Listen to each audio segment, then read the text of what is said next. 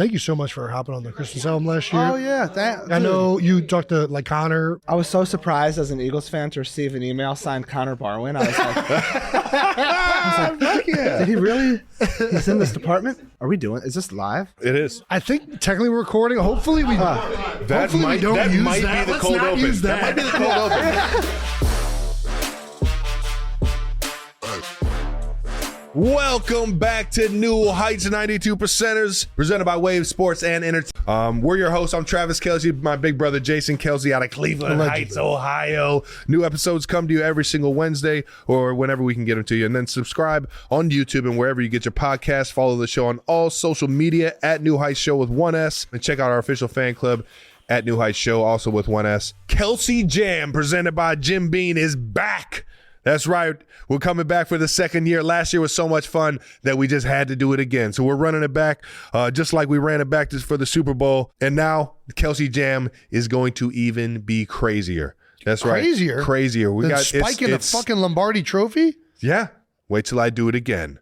Not doing it this year. I didn't even get one made yet. All right, now, KC, it's going to be absolutely insane. We got my guy Lil Wayne pulling up. Tunchi is coming to KC. Diplo is going to show up and show out as he always does. 2 Chainz is going to be out there ripping it on the stage. And you're all invited on Saturday, May 18th. So go to kelseyjam.com now to purchase your tickets. I cannot wait. We're going to do the same thing where we bring the best food from KC up there. So it'll be a music and a food festival. Everybody, make sure you show up. We went 20,000 strong last year, and I can't wait to get back out in front of KC again, man. But let's get this episode going. Jason, let the people know what's coming up. We got another episode lined up for you guys. We're about to be joined very shortly by one and only rapper, comedian, actor, triple threat Lil Dicky to talk about his rise to stardom and his lifelong Philadelphia fandom, as well as his hit show Dave and what it's like working with Brad Pitt. But first... All right, our guest today is the multi-platinum rapper and extremely talented actor out of Cheltenham High School. You know him from his viral hits like Freaky Friday and Save That Money. Save it. He's the executive producer and star of Dave on FXX. In his own words, his dick is made of balls or skin, I think. But anyway, he's built an entire TV show around the subject. But most importantly, he's a massive Philadelphia sports fan. Hell yeah. And was featured on the Dreidel song on our last Christmas album, the Eagles Christmas album, making his New Heights debut. Please welcome, it's the one and only Lil Dicky, baby! Yes, sir! Do people, is this a common thing that people do or no? I think so. We'll Legendary. do it. Now it is. Guys, it is such an honor to be here, truthfully. Dude, it is an honor to have you. We were so fired up when we found out you were coming on, and it's long time overdue. I'm so thrilled to meet new men. And like, I've never admired 2 men from afar more. So it's like, it feels, now I feel less weird loving you guys so much, having never been in the same room as you. It's just know thing. It's reciprocated. Yeah. So thank you. We can all get once that I saw you, I was like, that's my long-lost brother. That's my brother. I felt that way ever since I saw footage of you speaking, man. I really, what a dancer. It's incredible. He's so talented. Yeah. He is. Both of you. First question, as serious journalists, which we are not, and I just read whatever the fuck's on this prompter. We want to get this right. Do you want to be called on this podcast Little Dicky, LD, Dave, Young Dick, Mr. Leftward, Sloppy Penis, Sloping. I can't read. I put you in a bad position with all White of Jesus. Yeah. The urologist, which might be my favorite. Cheese Dick. That might be the one right there. Yeah, let's go with I call Cheese half Dick. of my friends Cheese Dick. So. I'm sticking with the urologist if you're going to let me. The urologist is cool. I like that it has like the in front of it. But Dave also works really well. All right, perfect. Dave's cool. Dave. My preference. But I love that. Awesome. Thank you for that. We just mentioned that you were on the Eagles Christmas album last year. What was your initial reaction, I guess, when Connor emailed you to come on the album? First off, you got to realize I'm like a true Eagles fan. So to just receive an email, like an administrative email, signed Connor Barwin. CD. I was like, whoa. And I felt really cool just receiving that email. That's how much the best part of me, like being a successful entertainer, I always say is truly that I get to like actually like meet and have relationships with these professional athletes. There's nothing that like feels better to me in life than like being at like a nightclub and like Embiid's arm is around you. That's nuts. You know what I mean? Or getting an email, an administrative email from Tyler Barlow. And that fell into that same bucket. And so, and I got that. I got the email, and first off, I see everything you guys do, and when I saw like when you watching Jordan even sing, like that voice, like it was just like I was right there with you guys watching the whole thing unfold, and I was just so honored to even be reached out to. And I was like, what Christmas song are they going to want to? And then it was the dreidel song. And then I heard it and I was like, this is so good. And I didn't even want to like do too much. I really barely did anything on it. I just introduced it and like really sang a few background vocals. But we loved every second of it. You guys had it covered, and a true honor to be. I wrote down, sometimes like I write down cool things that I can say as a rapper in the future. Yeah. And I wrote down that I was on a song with you. No way. So that might come in a rap later. Oh my gosh, we need it. Wait. We need it bad. What did you think of Howie Roseman? Do you think he has a future in the music industry? Well, before we get to the very professional interview we're about to do with Lil Dicky, we're going to start with a little, as we always do, new news. That's right. Do you got Dave, you want to hit us with new news? In your own style? New news. That was gangster. Thank you. Right off the bat. That was good. Dave, latest news. We're both huge fans of Dave, obviously. Yeah. It was recently announced that you're taking an extended hiatus from the show. Yeah. And you've also just released your new album, Penith, which is, I believe, a soundtrack from Dave. Yeah. That's right. Can you share what you're doing next? Yeah. I obviously love the show. It's a dream to make that show. So fucking cool, man. Thank you. And I'm thrilled that you guys even watch it. But no, it just like there's so many things I want to do, just whether it's making music, writing movies, developing other shows, that like when I'm making the show every season, the amount of work that a season takes is truly, it's unbelievable. I didn't even expect it. I'm a hardworking, ambitious guy. You're hands-on too. I am hands-on. I think it's because I'm so hands-on that it causes all the work. Yes, I'm sure. Yeah. It's like, because, I'm in the writer's room, and then I'm like in every scene, and then I'm like the guy editing it. Like you're writing, producing, directing, editing. Yeah. Yeah, that's a lot of hats. The whole shebang. And then, which is a thrill. I'd much rather be in control and like, doing things that I'm passionate. But of course, like I don't want to just do the same thing over and over again every year. There's just other things I want to do. So I'm excited about all these different ventures. I'm finally getting the time to focus on that I wouldn't have had in season. What brings you more joy, writing a great song or a great scene? Yeah. I'd say right now they hold similar levels of joy, which is a lame answer. No, it's not. It's not. It is not lame. And I will fucking fight anybody that says it is.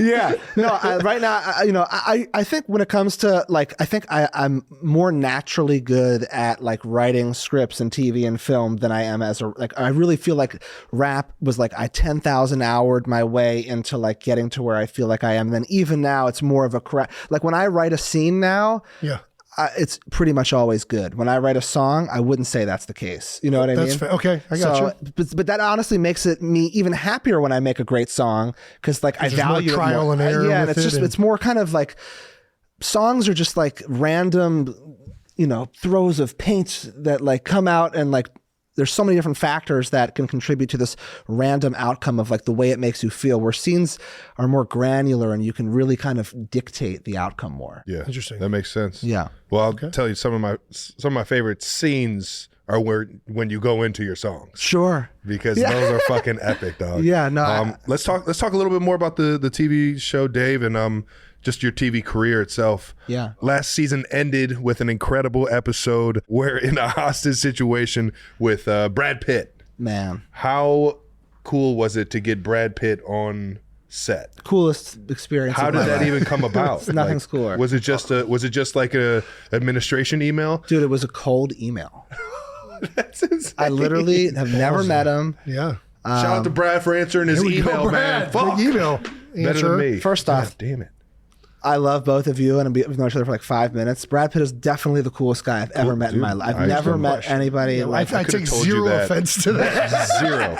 Zero. But you never know. Like he seems cool, but sometimes like guys like have personas that are really cool, and you meet them and they're like shy or like just not fun to hang out with. Like this guy was the man. I believe it. And he was so nice to everybody on set. I met him, unfortunately, like the moment he walked on set, I was filming the scene where the stalker is like creating a cast mold of my lower half. So I literally have to meet Brad Pitt like fully naked, covered in like sludge, like, with like my dick outline like visible.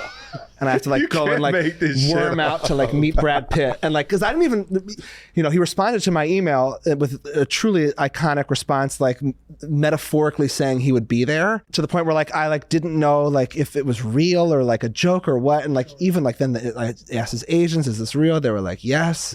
And then, but even you have to see him show up to believe this is actually going to happen. Like Brad Pitt is going to like come on my TV show. He hasn't done TV in like 30 years.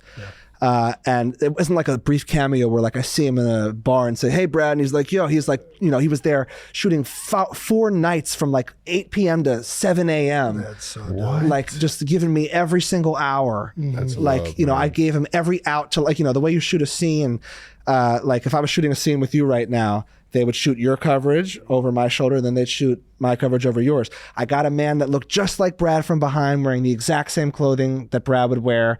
And I gave Brad every out, like, you don't have to wait around at 3 a.m. to shoot my coverage. Like, and he was in. And he was like, I would never go. What a G. Oh my gosh. He was insulted at the question. Love him enough, man. Yeah. That's what a cool tremendous person. But truly, like, I've never felt like I made it more. Like, Brad Pitt is the LeBron, Michael Jordan of film. Acting, right? Yeah. And for him to like, and like I'm sitting with him on set and I'm giving him like direction and he's respecting my opinion and believing in my vision. There's nothing more gratifying as a filmmaker like ever. I couldn't believe it. I'm thrilled. I'm so thankful. I love you, Brad. Us too. Yeah, we too. Yeah, me too. We second that. Well, you've been joined by all sorts of incredible guests on the show. Brad Pitt, obviously. Then Drake had his unbelievable appearance. Usher, Rachel McAdams, Don Cheadle, Kevin Hart. The list just goes on and on. Which one were you like most surprised you could like get them on the show or on set? Because that's it. Rachel McAdams. I was about to say that was the one that was the most shocking. Yeah. It was. I don't know why. It just like you don't see her do like stuff like that. I feel like often, if ever. I don't think I've ever seen that, right? And she falls into that same category. Like when we grew up, like who is like the leading woman in all the movies that like developed our thoughts of love? Yeah. It's truly Rachel McAdams, and for her to be a fan of the show, come on, again, not like a scene in a bar saying hi. She's a 3-episode arc. Yeah. I'd say Rachel, but like, awesome. I mean, there are certain things that I'm like, man, like I'm so happy I'm getting Don Cheadle to fart 3 times. Cool, Are you more starstruck by like a Philadelphia legend in the sports world or like an entertainer? Why are you looking over here? I was just asking. If you're asking if I'm more starstruck when I saw him compared to like Usher, I was Usher. It's true, but I get it. I get it. But you're also you're a weird professional athlete to me, where I find you so incredibly relatable. You know what I mean? In a way, like I think I would be really starstruck by Allen Iverson. Dude, you know what I mean? But like, there's something about you that I feel like I've been your best friend our whole life or something. Yeah. And I felt that way as like a younger guy watching you, and I think that's one of the reasons Philadelphia probably loves you so much, is because you really feel like one of the people. Yeah. I apprioate that. It's not even a good thing. Like, I don't even know why that is. Right. Yeah. Trust me, he gets it. You just come off like unathletic and sloppy. Yeah. Why, thank you. I'm trying really strive for that. Goodness. Yeah, fans know that a lot of your show, Dave, is based around your actual life. How much of Dave is a reality, and how much have you kind of like tweaked in terms of the fiction? It felt like season 1 for sure. Was that's where it really. Well, how about this? I'll let you answer the question. Please take it away. You guys really do relate. I'll tell you what, man. I've known him for 5 minutes. Season 1 was definitely the most true to his soul. It's hard to quantify. Like I'll say this: a lot is certainly really from my life, but a lot is like there are I have a whole writer's room of people who've lived similar lives or had their own experiences, and we like pull from their lives, or we just make things up, because sometimes the funniest thing to do is to make up Don Cheadle farting in a bathroom at the Met Gala. I've never actually been to the Met Gala. In a way, like my character on the show has actually surpassed me in real life as far as like achievement, which is kind of a bummer. But I think it's because I take so much time making the show but regardless, I think that as time goes on, I like to experiment more. And like, I think I entered the show not even knowing the type of mark I wanted to make, like as a TV film movie guy. And it's just evolved to a place where I care so much about filmmaking and like being a true like director and filmmaker, to the point where like now I look at Dave as like an opportunity, because every episode can be its own thing. I can be like, why don't I make this a horror episode? And like totally see what it's like to make a mini horror movie. And then why don't I make a psychological thriller with like Brad Pitt and a hostage with a gun? Things can get a little more like unrealistic when I'm like experimenting in genres like this. But I think that's when did film get in to play here? Were you always into like directing? I didn't know I'd be like a director at heart, but I always loved movies. And when I thought about my life, like I definitely thought I want to be like the next great comedian. And when I imagined what that looked like, I never imagined myself on stand-up stage with a mic. Like you never imagined I never did it. Never Santino? Like SNL or anything? I loved and respected stand-up, but it's the best. For whatever reason, I just like saw like Adam Sandler and Happy Gilmore, or like Will Ferrell, and I'm just seeing all these, there's this murderer's row of comedians that like when I was a kid, when you guys were kids, R-rated comedies were like the thing that like drove everyone's attention.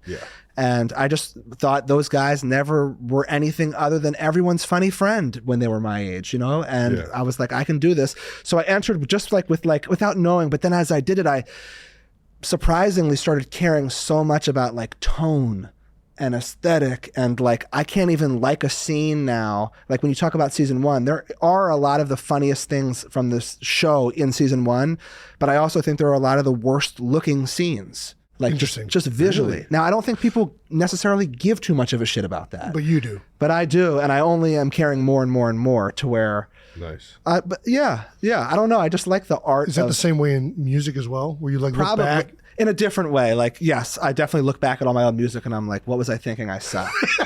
Like I'm a loser, and I do that about my game film too, I was about to say the exact same thing. Like I'll watch myself, I think it's just, and just be like, God damn it, I'm gonna get fucking cut. Why was I doing that? Like why was I putting my hand there? Like it's so stupid. I mean, with music, like I was oftentimes early in my career trying to just like say something outrageously funny to get like a laugh, and like really was like driving my song topics around like viral comedy like moments. Whereas now, like if I can make a song without being funny that I like, I'm probably even more proud of that than a funny song. But still, as you guys can probably tell, if we hung out, I try to make you laugh all the time. It's just who I am as a person. So I think I'm always going to have comedy infused in what I do. I'm not going to just ever be like a stone cold, like depressing drama guy. But I think when I came into it, I was like, I want to make Superbad, which is like definitely a top 3 favorite movie of all time for me. So fucking good. But now I think like I want to make The Social Network. Okay. Which is also a top 3 movie of all time for me. Yeah. They're both so good. I respect great. Or maybe a hybrid between the both of them. Yeah. That'd be kind of the sweet spot that I'd look to hit. That's dope. Right. Yeah. I just mentioned Santino, my favorite comedian out right now. So funny. When I heard he was on the show, I fucking got real jacked up. We've been trying to get him on the show. He's been kind of a big time, and I was just whatever saying he's got a lot of things. He's got a lot of movies out right now. He's still doing stand up, which he's the best at, and playing 9. Yeah, I've played more golf with him. Yeah, I get it. You got to keep that swing active, baby. Yeah. Do you think he's dodging us at this point?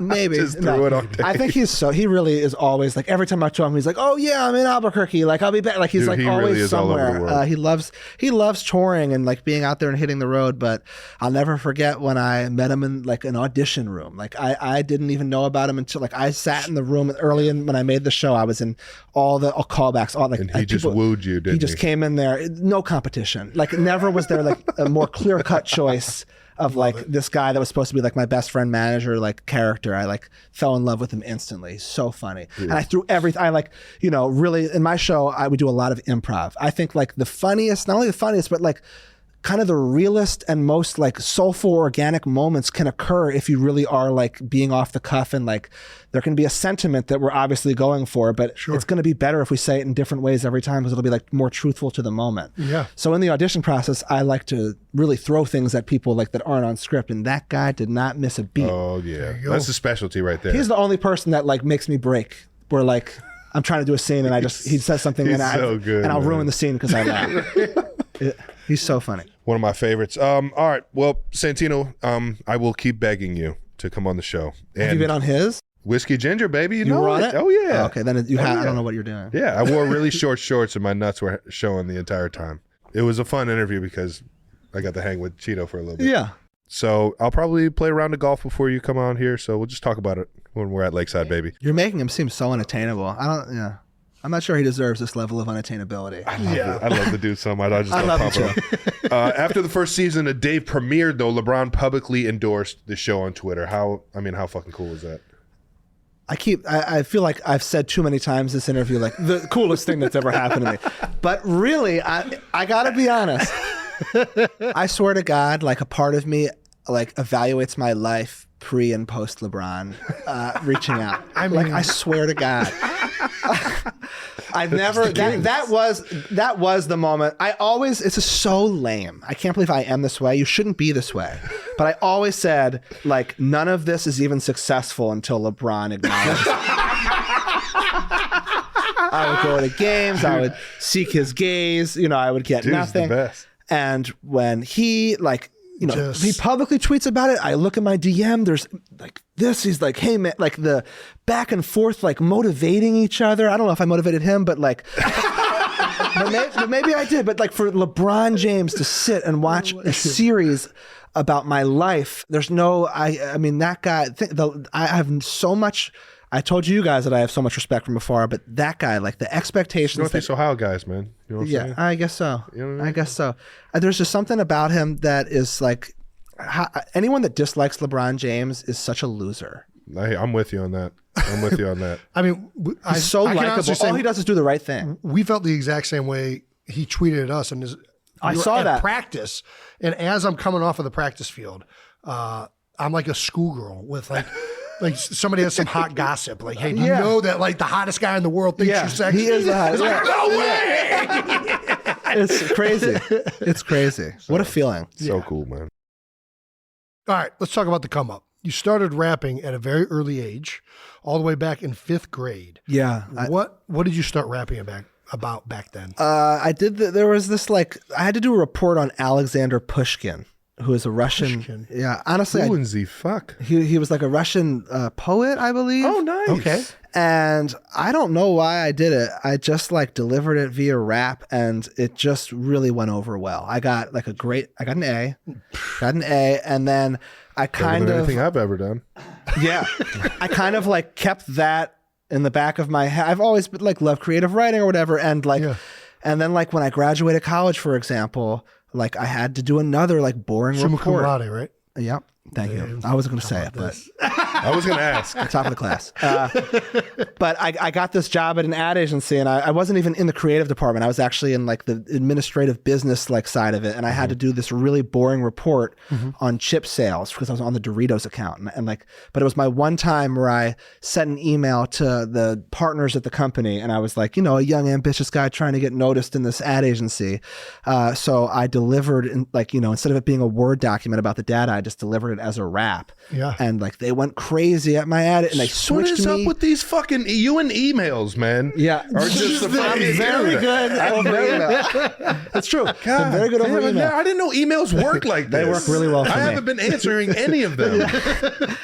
And then like I just saw I literally saw, like everyone freak out about this funny comedy rap about like chip sale data. Yeah. And I always wanted to be a comedian, as I told you guys. And I was like, wait a minute, like, why don't I, if people are loving this boring data driven rap, like, why don't I actually take my good comedic ideas and rap? Like at the time there was only like the Lonely Island, Andy Samberg guys. Yeah. And I was like, they've got no competition. They're so wild. Weird Al Yankovic was childhood. But he was really past his prime at this point. I love Weird Al. Was he kind of Weird Al was definitely, for sure. I loved Weird Al. Same. I loved Weird Al. Yeah. For sure. But Amish Paradise? oh my God. There was like 5. Like Eat It. Yeah. Eat It was great. He was really impressive. He had a great run. Then that's when I started doing the funny comedy raps, and that's what really took off for me and got me noticed. In a song of yours and in your show, Dave, you start your rap career with your bar mitzvah money. Is that Yeah. That's an actual story. Yes. Oh my God. This is so dope. Yeah, I think it was like $6,000, which is amazing. Like at 13 years old, that I was never allowed to touch. And then I was like 24. And I don't know how I don't think I had like access. I don't even know how my accounts worked at that. You know what I mean? Yeah. Right. So I like called my parents and I was like, do I have access to this? I was like, do I have access? When do I get to touch this? And they were like, no, you can't spend it. And I was like, why? And they were like, you're saving that money for a reason. And I was like, for what? I was like, what? My 2 options are this. I can spend that money on like a really nice sofa from like my next apartment, or I can like pursue my dreams. Yeah. And it's a good way to sell it. Yeah. It worked. It worked? I got access to the account. I got the funds sent over to me. And then what I did was I found like the guy who was doing all the rap videos in Oakland, Brian Storm. And we made like 6 different $1,000 videos. And they were all like really great. Like it was my first time doing anything with like a camera and we just like winged it and figured it out. And it was so fun. And then those really succeeded immediately. Yeah. And then I did a Kickstarter to raise $113,000. Yeah, what I did was I accumulated enough online assets. What I did was like I for 2 years slaved away and like made videos, made more raps, and Dude, you're shoe dog. You were selling shoes out of the back of a van. I was. This is sweet. And I didn't even show anybody because I didn't want anyone to deflate my hope. Sure. Oh, I was just like, I believe that I'm like the next Kanye. Let me just roll with that attitude. Yeah. Because it's going to be helpful as I get things done. And I worked really hard, didn't put things out when they were done. I saved it because I thought like the best way to roll this out is like to have like some sort of system where everyone knows when to check for you. It's same with you guys right now. You see how it works. Like consistency is key. Yeah. So I built up like 5 months of material all while working at this ad. I wrote all my raps in my cube. This and like is crazy. really people actually like stopped giving me work. Like, Yeah. they, like, it sounds like you weren't working. I wasn't really working. Like, I caught a real nice wave. Good vibes will keep you alive. I was there early though. I was there early and I was there late. Just like one good email a day. That's all I got. And I would write these raps and then I created all the content. Then once a week I'd put stuff out. Luckily for me, the first day I put anything out, the thing got like 1.5 million views, which was a dream because I had this. I was about to start putting it out. First day. First day. This is legendary. Such an I told you so moment. My parents, on the record, pulled me aside and said, like, we just want to sit down and have this conversation that we think you are making a huge mistake. Oh no. And we think you're throwing away your career. Yeah. And you're putting this material out about like your dick and like you have a job, it's a good job, and you're going to ruin your life. And so just day one to be like, you're like copy, post, send. Day 2, I'm not kidding. Yeah. TMZ hit me up and I did an interview from my cube with that guy Harvey or whatever. I don't know his name. That's wild. Yeah. And then next week, a new one. Then I ran out of money and material, but it was 5 months straight of like the best I had to offer. I accumulated a fan base of like, I don't know, probably like 100,000 people. I said, I want to do a Kickstarter. 3,000 of those people donated. And then they donated like an average of $40. And then I made like 113 grand. Holy cow. And then I funded my tour. I got like Snoop Dogg on a song. That's like how I was able to like make the first legitimate, like non-internet stuff. Dude, you were fucking hustling, man. I was. This is so cool. Thank you. Well, obviously we know you were musically gifted even back in high school. Did you also play that just like Jason? Jason was a very musically gifted high school kid. He was in the marching band and he played running back, both. I was not in the marching band. What was your instrument? Saxophone. Huh. Baritone sax. You still let it rip? He played the flute too. I have played the flute, both the skin and the metal. Talk to him. I'm sure you guys both played the recorder. You know the recorder? Did you Yes, that's what we started on. So in Hot cross our buns? Yeah. in our school district, you started on the recorder, I think in 3rd grade, and then 4th grade, you started with everybody had to have an instrument. It was a super liberal artsy community, and I picked alto sax and stayed with it through high school. Loved every second of it. Went to college, and I was like, nobody's going to want to hear me play saxophone in the dorm, so I started playing guitar. And Good. I've still like kept involved in music, but not. I used to mess around with Fruity Loops and try and make beats and like stuff like that. Yeah. And I was terrible at it, so I stopped. But So the Christmas album thing must be so thrilling to you. it's amazing. to like get in a studio. To see what real musicians actually do for a living, it's been truly incredible. Like, I'm a fan of watching anybody who's an expert in their field or like the best at what they do, or they've been doing it for their whole lives. Like, it's just so humbling to see somebody who's put so much work and dedication and mastered their craft. I could watch somebody, like, if you're the best at putting up sheetrock, it's going to mesmerize me. Like, it's like how incredible you've done this and put the hours in that you're the best in the world at this. And From on that music album, to alto saxer. We're gonna make some swords here eventually. Yeah. We're gonna forge some swords or knives, whatever. this is going down a very allegedly. We'll figure it out. I don't know that we can go straight. I'll to get back to the swords. actual question. So he played in the marching band and he was running back. Were you also musically gifted and played running back? I didn't play running back. I played the drums in the 9th grade band, but I didn't know how to read music. So all I could do Just Was feel? just by ear. which is, but then it was not a good look to be that way. So I like had to work really hard to memorize it to seem like I knew, but like if they changed anything, which they never did. Yeah. But if they did, it was always very stressful. Are you sure you're not just stealing this from the movie Drumline? Oh, that sounds exactly like the plot of Very good. Drumline. Very good. I was a lot like that guy. And I was the captain of the best tennis team in the history of Cheltenham High School. Ooh, Yeah. tennis. Tennis. 3-year captain. So this is why Second you're bringing up singles. pickleball Let's earlier. fucking go. Yeah. You think pickleball is like a joke? I don't think it's a joke. I Do you wish play I was. pickleball? I've played like 3 times, and I'm just like not nearly as good as I should be. Okay. So it just frustrates me as a good tennis player to get out there and like lose to these guys that just play pickleball too much. Do you take anything from your tennis? That can get infuriating. Yeah. Do you take anything from your time in tennis and apply it to what you do now? Yeah, I think I had the warrior spirit. Like I'm telling you, when I could be down 5-1 game point, and I really believed. And I came back so many times, and I truly was like the way I play tennis, I'm not that good. I was the second best player in my high school, purely out of effort, heart, and I was a pusher. I never made mistakes. All heart. Yeah. What is a pusher? So in tennis, you got guys just who get like it can over. rip it, right? Yeah. And some guys really look good when they're warming up, and but then you get them in a game and they just can't make more than 3 shots in a row. I will never make a mistake. I will never do anything that looks that impressive. Yeah. But I will make Opponents will 0 make unforced errors. I will get to every ball, and I'll really be like just an absolute pest. Yeah. And I talked a lot of shit back then too. Defensive tennis player. love No one. I'm happy we're talking McEnroe? about this Yeah. because my tennis team deserves this platform. No, Hell yeah. nobody. This is why we're ma'am. here. This That's is why right. New Heights is the This is a show. perfect New Heights topic. My tennis team behaved in a way very similar to Happy Gilmore, the way he played golf, where we were disruptors. And we were really like not that great at tennis, but we all were really good athletes with really good hearts, and we were all like really funny. Yeah. And we would like do one thing I would do. I'll show you. So basically, can I stand, or am I going to? You can stand. You can do whatever you Can we- want. can I we don't open know this up a if little it's bit? going to work, but we can Can we try. open this camera up a little bit? All right. So I'm receiving. Can you hear me, everybody? Yes. Yeah? Yep. I'm receiving the serve. And the guys there on the other side of the court, and these guys, I'm playing the second best kid in every school. They're usually like guys who are like tennis lifers, who like Yeah. really are burnt out from tennis. It's all they care about. Yes. I don't play that much. Like it's not a big part of my life, but like I'm a winner and I'm there to win.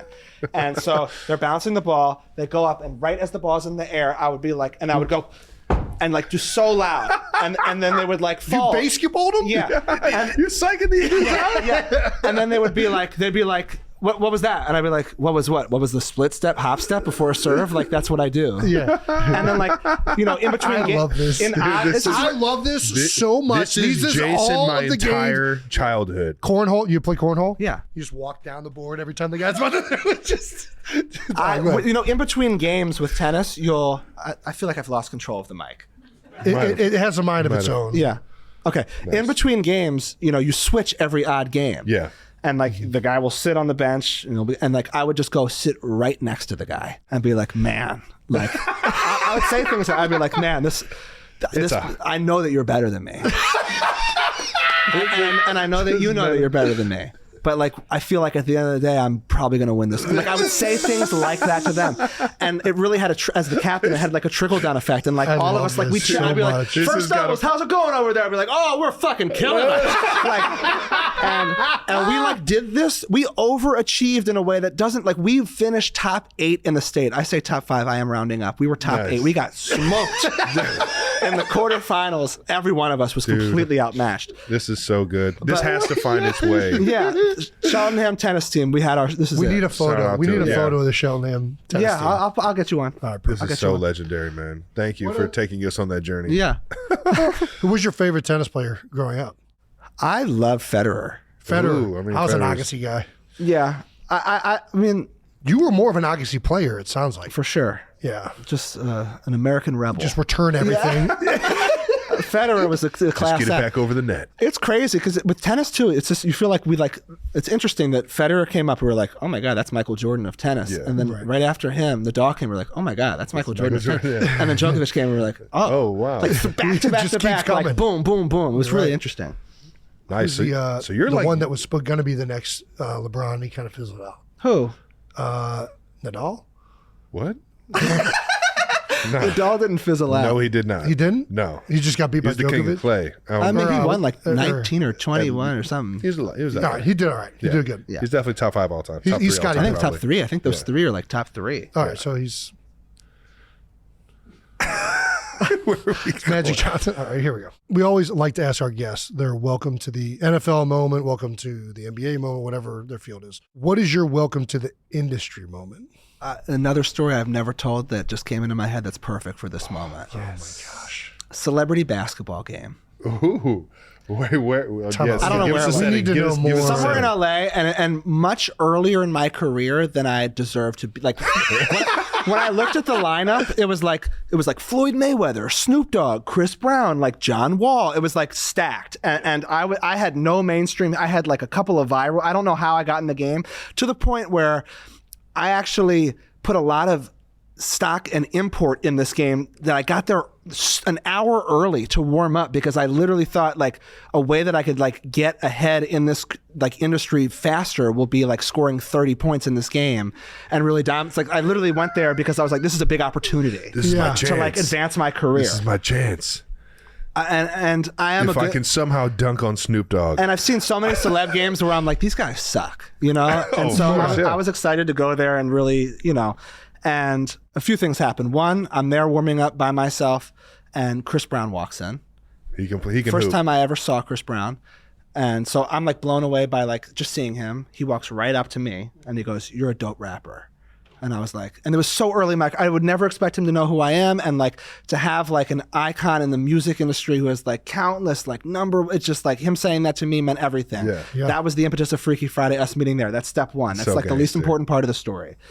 Then, okay, all right. Then we play in, the game starts. I'm not in the starting lineup, nowhere close. It's like, you know, it's the people I named.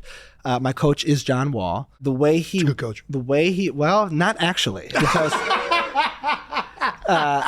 the way John Wall went about operating his team was he did 5 in, 5 out. So he had starting 5, then he just complete subs. Yeah. So okay. I'm in the next 5. He tells me grab Chris, Chris Brown. Oh no. So I go up to. By the way, every time Chris Brown touches the ball in this game, he scores. No, it's just like. It's just like scream. It's like it's bizarre. Like people going nuts. Every time he touches the ball, it's like when people boo in Philly when they come back when Harden gets the ball. It was like the opposite of that for Chris Brown. So I'm told to get Chris Brown. So I walk up to Chris and I go like, "Yo, I'm in for you," and he goes, "I'm not coming out." Oh, that's awkward. And then there's 11 guys on the court. Everyone is like. Matched up, like I'm clearly the odd man. I look to John Wall. Can you help? Like for direction. Coach, like, and he goes, John Wall goes like, and he brings me back over. First thing I say is like, John, like get a grip and like have some like authority on your team. It's just like humiliating to like send me out there and then pull me back in. It's like so emasculating. This is so good. And then they're playing, and then I get in like the next 5 or whatever. I get in the game. I get the ball. I drive aggressively. I go up. I get to the rim. I get fouled so hard by Deontay Wilder, the at the time heavyweight champion of the world. Dude, like everyone went like, Alabama, like baby. everyone, like the whole gym went like because they thought like I like really got hurt. I didn't hurt that. I think I don't know. It didn't really hurt that much. Yeah, I took it in the moment. Okay. Yeah. Oh my I get up. gosh. I miss 2 free throws.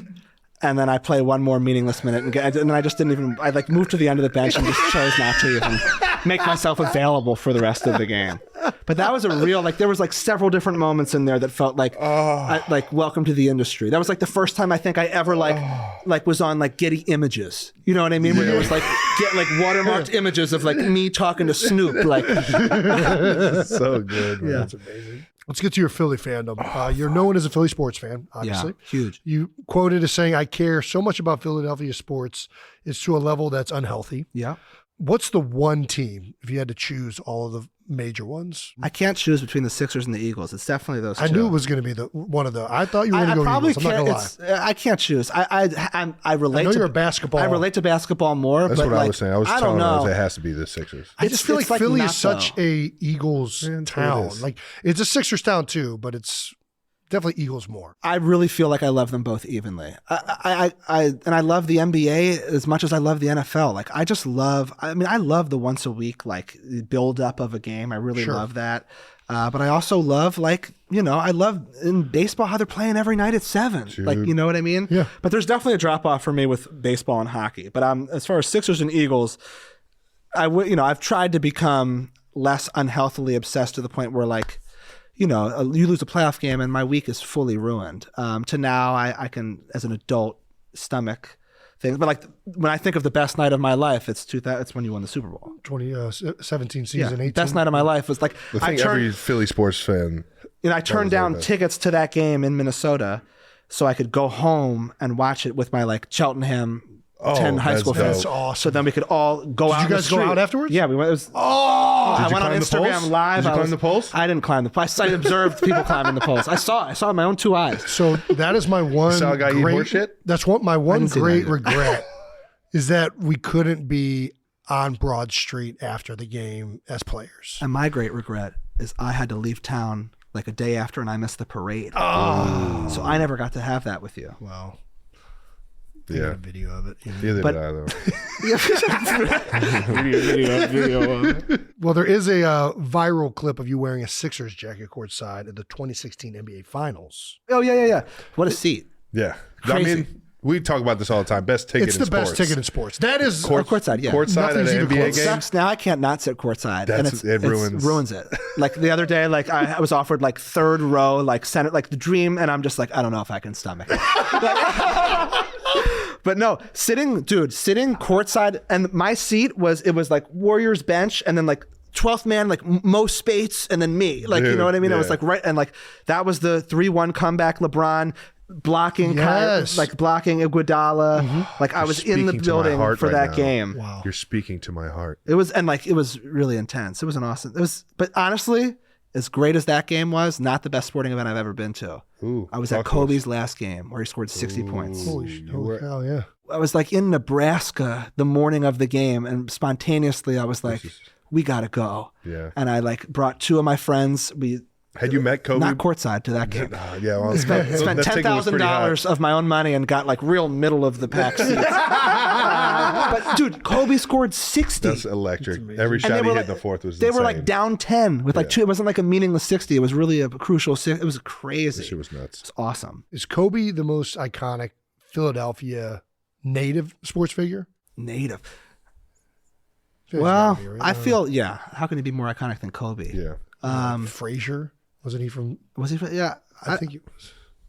Rocky, the fictional character. So we argue about this all the Don't time. start this. He hates that a fictional character is like the focal point of the city. I don't hate it. I don't hate it. You have said you. I've ran up and down the you've made museum fun of steps. Have this. you? No, you haven't. I don't know if I. Yeah, I have not. I'm more. I don't I'm more run into up it and, than I he don't is, really to be run honest. up and down steps. I don't blame you. I hate all cardio. I'm not like the biggest Rocky guy. Okay. Like I wish Rocky was a real man. You just saw Like Schwarzenegger leave this thing. Yeah, that was You should right. have told him like. I didn't even feel comfortable even approaching Arnold Schwarzenegger. I let him walk right by. Honestly, but the most Iverson's intense not interview from of all Philly, time. but Iverson, like totally, like there are a few people who shaped. Like I'm 13 years old. Allen Iverson's in the NBA Finals. He's putting out rap albums. Like I really think he really impacted what I define cool as. Yeah, Sure. 100%. Absolutely. We just had Saquon on, and he talked about how tough it is playing in front of Eagles fans as an opposing player. What do you think makes Philly fans so different? Well, there's certainly an aggression. There's certainly an aggression level. Yeah. Look, I love Philly, being from Philly, Philadelphia sports fans. There are definitely times where I'm like, that's too much. Like when I'm going to like a game with my uncle who's like a Patriots fan and he's like wearing a Patriots hat and they're like, fuck you, better not fucking go in pussy. Yeah. I'm just like, it's just unnecessary. But don't know. I do I love think it. I do love it deep I think down. it sets the tone. I agree. I wish I didn't agree. I love it. I love. There's something. It's like there's like an anger. And I got adopted into it for 13 years, and I fucking loved every second of it. yeah, I mean they care. What do you think they that anger comes from? Just from the I think generational. I think it's a blue collar town. I think that there's merit to it being like the understudy of New York City, and like it's like kind of like just this blue collar, like hardworking. You're gonna get what you get if you work hard for it, type of thing. And I think it's also been like this way forever. That it's like. Exponentially become its own folklore to now. Sure, like now it's like it's a thing. Like if you're not like that, you're not like a great pussy. Yeah, exactly. But I do. There's a higher level of care and there's a higher level of knowledge. Now there are some like just completely ignorant takes, like Of course. that come. But there is a higher level of baseline knowledge in But Philadelphia. at times, those are the best. I takes, think too. that unfortunately those higher like bad takes are the ones that get all the notoriety. Yeah. Like in general though, the like average fan is just like incredible. They're locked in. They're Yeah, locked man. in. Like I know so much about sports, and it's because I'm from Philly. Yeah. Well, you threw out the first pitch at the Phillies game last season. Jason just did opening day this year. Not open. Charlie Manuel did opening day. He texted me advice. He said, Jason, I'm 80 years old. I had a stroke and I threw a strike today. Oh, And I was like, oh, all right. No pressure. He must have seen my opening day pitch in Cleveland last year where How I was it? fucking spiked it. He spiked it. He tried to throw it as hard as he could. I didn't practice. you didn't throw it or I threw it for sure. It was me and Fletch though, so it wasn't over the plate. share the Yeah, we shared the double arm? That's right. Yeah. So Double hand. Wait, how So did your whack. throw go? I didn't see it. It was good. I mean, it was caught. So for me, Off that's a hop? win. No hop. I threw an 0-2 slider. Have you seen mine? no. Mine. Backdoor? It's a really. It's. Did it go off the?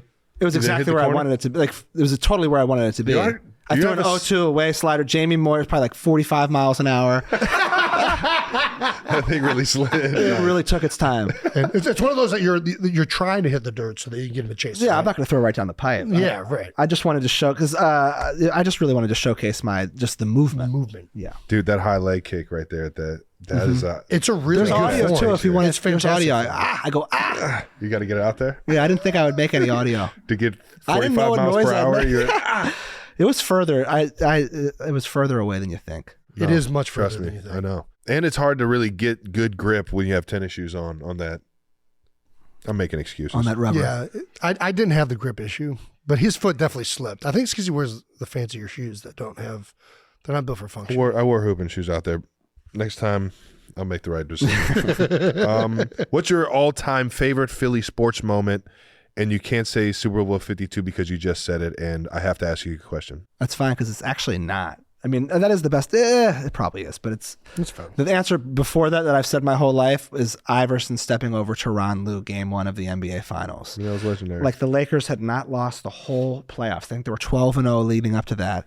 Real David versus Goliath matchup, overtime. I felt like I was staying up late to watch it. Like, you know what I mean? And it was just, you really believed that they were going to win that series in that moment. They then lost 4 straight. I didn't. Yeah. I was watching it like this might be the only game they win. Okay. I really, Mutombo, everyone, It's the Diesel. What do you? Eric Snow got hurt. Mutombo, it was, Eric Snow, Northeast Ohio guy, baby. Shout out to Cam McKinley. I know. Uh, I just got to give shout outs to Cleveland guys at all times. At in my all life. times. Yeah. I don't know how. I don't believe, that's how I feel the same way about Philly whenever I see like an actor who's from Philly. Will Smith. Will Smith is a great Philadelphian. Yeah, He reps it. Yeah. He reps it. West Philly. I mean, all Born and time. raised. One of the best all time TV shows growing up. Yeah. Let alone music. And It's definitely one of I maybe get jiggy with it all the fucking it time. might be my favorite TV show ever, The Fresh Prince. It really might be. I'm with you. part I was Dave definitely where- a Fresh Prince kid. Oh my gosh. It's like just talking the line from Oh yeah. yeah, the intro. Yes, yeah, and he was like, "Oh yeah." We actually had to pay money for that. even though it wasn't like in rhythm or melody or anything. No. That's weird. Yeah, you had to like pay money to like use that, I think. Interesting. That's my memory of it. And Well, it sounds like Will did it right. yeah. we we got a discount. We got a discount if I'm Oh, not mistaken. nice. Yeah. The old Philly discount. Yeah. Back in 2017, a few Eagles players posted a video of themselves dancing to save that money. Ugh, in the locker room, And they extended an invite to you to come to practice. which I did not take. Yeah. I wish I did. To see these guys in the locker room, like posting a selfie video where there's like 8 players like singing along to my rap song, Yeah. just an unbelievable experience. Yeah, it was you and Dreams and Nightmares. Those were the 2 songs. Crazy, Legendary. so legendary. And then you guys went on. I mean, your speech is also up there with Iverson's Step Over. Don't put me up there with AI. I honestly, the joy that I got watching that speech It's up there. is. It was so long, like it was so much joy. The length of the joy. There's no way he remembered I half still of that don't remember. speech. No, well, I still don't know how I remembered everything, to be honest with you. Yeah, Especially I don't know either. drinking all the way through. Were you very drunk? I feel like You didn't seem that drunk. somehow I feel like I was Trust me, possessed at some point Dave. that day. You could see it in his eyes when you're around him enough. You could see it in his eyes. Like, yeah, that guy's gone. Yeah. When I said 4th and down voice instead of left. 4th down. That's no, but I think Did you know you were going to do that coming into the day? I did. I knew I was going to do that. You knew you were gonna I call knew I everyone's wanted flaws to out. do it. Dude, that was so Oh, great. I knew all of it. I knew I wanted to do it like 3 days before it. And I went to one of the guys in the like PR department. And I'm like, hey, are we going to like get a chance to talk? And like, I wasn't at that time, like one of the focal guys. It was of the team. surprising. It was like, very. I was, that feel like it made that happen. yeah, there was, I don't know that I would have gotten that if I wouldn't have went up and asked. Just in hindsight. That's I've nice always been administrative curious. work behind the scenes. Administrative That's work, right. you guys. But I told them, like, I wanted to say something. And they're like, okay, well, we don't know. We'll tell you. And they told me a couple of days later, like, hey, yeah, you're going to get a chance to talk. And they like gave everybody a chance to talk. There's a lot of people that went up Yeah. and spoke. But I was like, be awake till 3, 4 a.m., not sleeping, like going in my head, like different narratives of like, first of all, myself getting to the Super Bowl and winning it and how crazy that was. And then like how many things you overcome. And then you start thinking about everything your teammates did. Like Nick Foles was just a backup quarterback, comes out here, wins the Super Bowl. Like all these things are going through your head and you're going teammate after teammate after coach after coach. I mean, Howie Roseman was in a different part of the building. And it's like all these things are building up and you see the correlation completely with the city of Philadelphia and how they had been so close multiple times winning the Super Yeah. Bowl and had to overcome so much to get there. So I think that's why I remembered it, because it was like, it was so vividly entrenched of my own story combined with my teammates, combined with the city. It was perfect. It really felt like you were from Philadelphia. But I think where you're from is probably very similar in like. We were just talking yeah. about this the other day. I think they share similarities, but Philly obviously being kind of more East Coast, they got a little bit more of the aggressive nature. Yeah. Especially in the sports world. But Yeah. Cleveland fans, I mean, it is blue collar and sports town as it gets too. Yeah. And that's, I mean, it helped drive our. smaller. Yeah, that helped. There are like, I don't know that any man has made me cry in the last like 5 years more than you. Like I can think of 3 off the top of my head. That speech, your documentary, your retirement speech. Off the top of my head, there's probably more that I'm just not have thinking. you ever seen- I've cried watching. I cry when you guys start getting on your podcast. Like when you start, it makes can't me help cry it. instantly. That's 4. Have you seen more men cry publicly than us? We're the only fucking guys just out here can't trying keep to it It is automatic. It's a lot of crying. After we won the Super Bowl, you posted a screenshot of a text from my man, Lane Johnson. Yeah.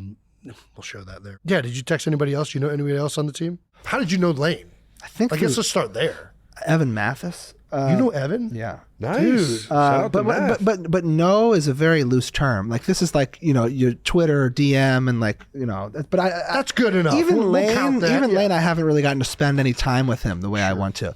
But you just, I think that I don't know who it is. It's probably me or it could be them, but someone reaches out to the other and the other one's excited. And then we just talk. It's and really not that surprising. like I say, like it's cool to like be at a party and like meet, like, I don't know, I haven't even met him, but Bad Bunny or something. But like, there's nothing cooler than like for me having like a direct line into Daryl Morey, the GM of the 76ers, and be like, what are we thinking? Like, so like that type of just being able to text a guy like the day of the Super Bowl or whatever, and like he responds. I'm just like, I feel like I'm just the true kid in me comes out. Before we get off of the Philly sports, what is your take on the Sixers in like this last like decade of like the process? Yeah, that is like. Let's talk about the process. First off, I still trust the process. I love this. That's what makes you a Philly sports Will fan. not give up on the process. I'm not giving up on the process. I think, look, he's coming back and it's good. It's good that he was out. Now he's going to be like ramp him up. Like, and our other guys really got to like rejuvenated? just play more. And I don't know. It might not be good that he was out. Time will tell. Time will tell. The process, when it happened, I was like, I love Drew Holiday, so I was bummed to lose Drew Holiday. That was the first domino of the process to fall, was Nerlens Noel for Such Drew. a good piece, man. But I was for it. I thought it was the right thing to do. I thought it was innovative. I like love Moneyball, and I love like weird ways of thinking about like sports. And like, I don't think there's anything wrong with like being Big in analytics, huh? Yeah, exactly. What's wrong with being logical and being like, why do I want to like try as hard as I can to be the 8th seed every year? Let's just suck for 4 years and be able to draft Joel Embiid. Like, I think, and I think there are a few just flagrant mistakes along the way that are just unbearable. Like, and Which ones are you thinking of? to me, the biggest mistake is trading Jimmy essentially Jason Tatum and a first-round pick for Markelle Fultz. Oh, okay. That's going to sting you forever. And Markelle Fultz is a good player, and it's I have trouble even disrespect. Like when I was a kid, I would talk shit about athletes, but like becoming like, I guess, a celebrity, I now have a different perspective on like the pressures that you guys deal with, and I'd like to talk about this for a second. Sure, let's talk about it. I think it's so crazy. Like the pressure I feel just like putting out like a movie or something or a TV show, and like I'm in control of like the edit. I'm like in so much control of like exactly what the finished you guys are just out there like having live moments that all you can do is like be in the moment, and then like if you fail, like you're called like weak-hearted, and like that's so normalized. Like it's very like, it's not even like considered that offensive for you to be in a stadium and be like, fuck you, you pussy, like you have no heart. Unless you show no heart, and then you get told that Unless you got alligator arms. fucking up a heart. Yeah, I mean, I think so. Like, I guess to what you just said. Do you know what I'm like, saying? I feel like do it's know a what you mean. dehumanization of athletes. I think that's fair. I think that's true, but I think at the end of the day, a lot of the times what you do on the court, like even if you're bad, you can still like stop that from being said. Narrative, like, you can like if you can't catch a ball, you're gonna get people are gonna say you suck, but they're not gonna call you soft and like attack you. Usually, there are some outlandish things, and I think people say all sorts of things when they're mad, but the overall narrative at the end of the day, once you're done playing. Like once the emotionality of like the moment of the game is done, and this is why I try and remind like players, because players get wrapped up in what's being said now. And it's like, dude, take out of the equation what's being said now. This is just the moment. This is what the fans are going to say in the moment because they're pissed. Yeah. Like just go out there and play your balls off and do the best you can and show you that you care. And like, if you don't win, they're still going to probably hate you and think that you sucked, but they'll at least respect you. Yeah. I really do believe that at the end of the day. The guys that do it the right way, they're idolized for a reason, because you see the competitiveness, you see the heart, you see the passion. Yeah. And then in those moments you see him be able to persevere or come out on top. And it's like, that's the beauty of fucking sports. There's a winner and loser in it. And that's why everybody watches that. Fans do cross the line. There's no question. And to play devil's advocate, not that he needs one, I think you boys are exceptional people, athletes, and you think at a higher level, and you have a lot of like self-awareness and confidence. And like, imagine being like a high first-round pick and just being like kind of a weird, insecure guy. No, and I think sometimes it's a crutch to be drafted high because the expectation that's layered on you is thick right from the get-go. Yeah. Maybe, especially if you aren't ready for that. Real thick. Like we Super weren't thick. The reality, we weren't there. It's a heavy. But back to the Markelle Fultz thing that you just said, right? I would hope that he would if he did hear that, it would be. It's not like it's an attack on necessarily when you're thinking of like. He's bounced back. He's having By a the good way, NBA career. I wanted them to draft Markelle Fultz. Yeah.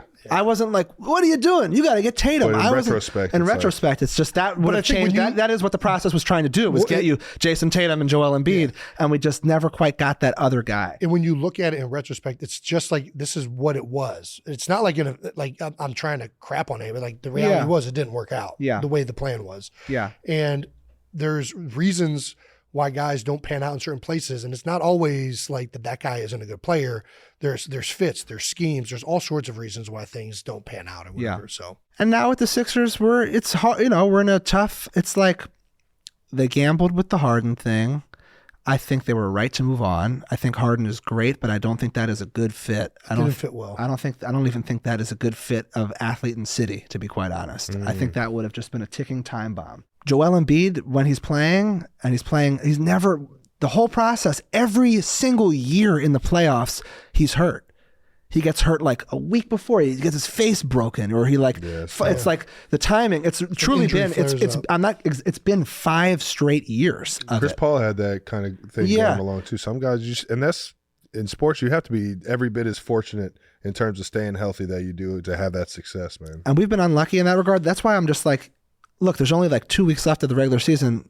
Embiid has been hurt all year, sure, but maybe he's going to be back, and 2 weeks is the perfect amount of time to ramp up, get him right back to where he is, and maybe he got the injury out of the way this year, and we're going to get a healthy Embiid for the first time, and I'm curious what that can equate to, because I think he really is. Embiid is the stud. He's unreal. He's like unguardable. The most unguardable player. I watched Iverson, and Joel is just a different level of unguardable. Stop it, dude. The way he plays is great. Iverson was like, I love Iverson. I'm the biggest Iverson fan. He wasn't the most efficient player in the world. Like, he had to shoot a lot. Embiid, I mean, just look at the stats. That's all. I love Iverson. Embiid is just like so efficient, like, and the way he does it is remarkable. Just the eye test of it all is like crazy. Yeah. All right. Same with Iverson, the eye test, of course. And I love I love Allen Iverson. Did you have Iversons growing up? Did you have the questions? Yeah. The answers? I never met Iverson either. I was another celebrity basketball game. I rebounded and passed him the ball, and he just accepted the ball. I just rebounded. Facilitating. Yeah. You thought you were the ball boy? Yeah. I acted like one. So I don't blame him. We're going to get to our segment. We got to ask, but you don't have to answer. All right. Feel no pressure. First question. Our fans have asked us to sign actual babies. Travis actually signed his first one. Chrome Parsons. Shout out to Champ P. and Haley for letting me sign that Chrome dumb of his. Yeah. What's the weirdest thing someone has asked you to sign? I mean, I signed a man's dick. Shut the fuck. Way. I did. I signed a man's dick So one time. when you said in the show, like, Yeah, come by that's after one of the those based show. on the truth. Yeah. I was like, dude, I basically, I was like, back then I was like, when I was trying to sell the tickets, I was like, whatever, I forget what studio, but I was like, Sacramento, like, still a few tickets left, meet and greet, like, I might sign someone's dick tonight, like, blah. I said something funny like that. And so people were asking, the guy eventually comes to the front and he goes like, yo, LD, like, you for real about like signing dicks? And I just I just wanted to see if this was actually about to happen. Yeah. So I said, if you unravel your dick and stretch it and place it on the table, I will sign that. I will sign it. And he, with no hesitation. Zero hesitation. There's probably kids in the store. Like, I don't know who was there. It's probably like an all ages show. Wow. He unraveled his dick, his like medium-sized dick. His medium size. I remember being very, like, it wasn't that big, it wasn't that small. Like, it was like very medium. It was normal. Like, I didn't feel annoyed by it, or like it was easy to, I could find the place to sign easily. Like, it was, and I signed this man's dick. Medium dick. Yeah. Wow. Can't call his bluff, baby. Yeah, that's definitely. Can't call his bluff. That's weirder. I think I'm the only rapper probably to ever sign a dick. Guaranteed. Guaranteed. Well, let's not say that. It's possible. Yeah. You never know. You never know. When you were on TNF, the shop, Thursday Night Football, this past season, you said if you were a woman, you'd date Travis. Wait, what? This was said? I don't know if you saw that. I didn't see this. I'm just now. It's true. Yeah. Dude, what? You said this? I'm honored. Yeah. So basically, what was your logic? What was your Dude, I'll sign analytics your to dick this? right now. Like it was very early with you and Taylor, and they were like, I think it was I don't know if they were talking about how they like cut to her, or just they were talking about just the idea of you and her. Okay. And I was just like, I totally get it. I was like, if I were a woman, he's exactly who I would go. I was like, first off, he's the best of all time at his position. One, he's like seemingly the nicest, sweetest, like kind of funniest, like most like classically cool guy in a high school vibe. And I just thought that, when you danced, it really took the way he danced, I DM'd you immediately. I was like, this is crazy. Like whenever I saw you do the stanky leg for the first time, yeah, I was like, it's unreasonable to be this talented. I've been working on that stanky leg for years, baby. How can you dance so well, but you can't come close to doing Time that? out. I can't dance well. Did you not see my little Uzi Vert? I saw it. I'm right in between you two. I'm like dead in the middle. If you let me control the edit, I will look like you because I catch pockets and moments of incredible grace. But if you're just like leaving the camera running for the whole time, I'm really right in the middle. Jason's got all the musical playing talents. Yeah, I was seated playing my saxophone. Travis was up dancing. That must have been why. Playing the trumpet is what I was doing. Yeah. All right now. Well, I'm honored. That's true, dude. Who is on your deserve it? Who's on your Mount Rushmore of rappers turn actors? Well, I'm really thinking about it on the spot. Will Smith, Ice Cube. Ooh. Infiltrate the dealer. Like, Find the supply. can we put Eminem in there with 8 Mile? For sure. 8 Mile, 100%. I just think he quarterbacked a classic movie. Yeah, let's give him the credit. Yeah, fair enough. I feel like I'm probably missing someone incredible. Like, first off, I think Tupac would have been the GOAT at this. Yeah. I think he would have been the best at all time at doing both. Snoop has obviously straddled both. Am I forgetting anybody? Like, there's Ice-T, but I don't. I could throw some out there for you. Please. 50 Cent, LL Cool J. LL. Let's give LL his flowers. LL. Let's go LL. I love it. LL, like, He was going to say Marky Mark. you could. Yeah. He really just dipped in and out. Like, He wasn't like a But- mainstream. But he was mainstay. cool. He looked cool. Marky Mark and the Funky Bunch, baby. He was hot. Are you sick of being on interview shows and asking to freestyle? Well, I always instantly say no. Yeah. So I'm not sick of it, but anytime, it's shocking how often people think You can like I'm just doing like exactly that. Like I did this thing for Kevin Hart. He just like won the Mark Twain Award for comedy, which is like winning like the Oscar for like being a comedian. Shout out to Kev. Yeah, shout out Kevin Hart, the Philly guy. I'm doing the red carpet and like I'm being interviewed by like NPR, CNN. It's like such a legitimate event, and I'm doing the best I can. And they're like, Lil Dicky, like as a rapper, like if you had to like bust out a few bars about Kevin, like what would they be? And I was just like, absolutely not. Like, That's not how this works. This is his day, and I am not going to ruin this. No, I like, especially to like pinpoint it down to like a it's specific weird. subject. It's a weird thing. Like I like became like a famous rapper, like without ever like having ever performed in front of anybody. Like I was like embarrassed to do karaoke. You know what I mean? Like I'm not the kind of guy who like feels like normal, just like being like just busting out into a rap spontaneously. Yeah. That being said, I do think I can be one of the best rappers ever. So it's a weird place. I mean, I have to put in a lot more work to be one of the best rappers, but I feel like I have the talent to be one of the best rappers alive. Hell yeah. I am one of the best rappers alive present day. I love that. Fuck yeah. I'm making a lot of great music, even right now, present day. I'm in the studio every day, and I really feel very strongly about what I just said. But at the same time, look at how I talk. Look at how we're communicating. I just think it'd be weird if I was like, I'm not even going to do it. Don't do it. The thing that I'm the most proud of as a rapper for sure is like going on these like iconic radio shows like Sway, because I feel like it is a huge part of the culture and it is like back to the wall, and I am a champion and a hero like that in my mind. And it was the most nervous I've ever been, like going on Sway and like having to do like be impressive. Like I'm sure like a comedy funny like white rapper, like they'd be thrilled if the guy like failed and like made a fool of himself. Man. So I like, I'm so like, if I were to show Jay-Z any footage of my rap career, I wouldn't show him any of my hit songs. I would show him when I went on Sway and I rapped. And like, cause I feel like that is a true representative of my talent musically. All right. I love it, man. Love that. Who's the best athlete rapper of all time? Dame Lillard. That All right. Instant. Yeah. He's got To me, bars. instant. He's got crazy bars. I listen to Damian Lillard and I'm like, I love listening to like this music. Yeah. Right. Like the other artists, the rappers, athletes, I'm like, that's cool that he did that. Yeah. And sometimes I really do like it. But Dame Lillard is just on a different level. I respect it. Yeah. We've got a lot of new fans. Not sure if you've heard of them. They're called Swifties. Yeah.